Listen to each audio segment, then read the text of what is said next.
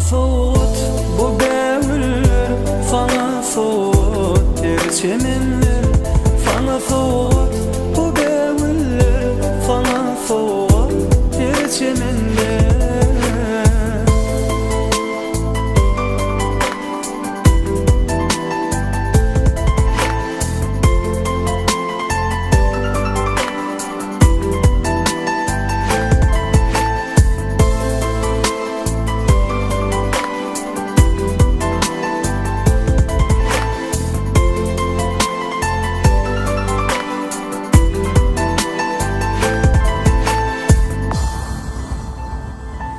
Kabul et güller berdim, sana sevgimi bildirdim. Duysun canım feyenini, dünyanı gül bile doldursun.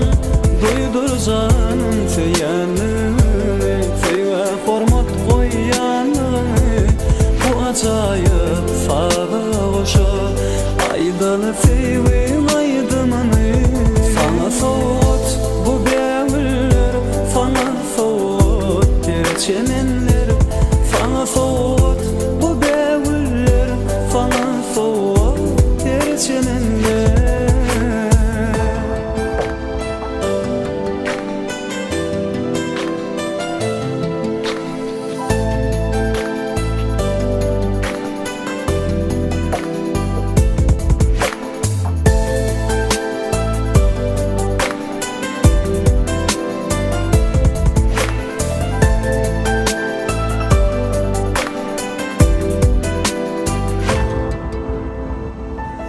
Karşılasın bağıt bağı, ovudun sen güller yağı.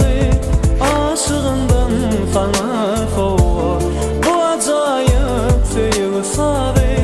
Sen misli geçen ay, şöpleni saç yıldır yanı. Coşta kalın mecnun bolup sana çanlayan sevgi sarı. Sana soğuk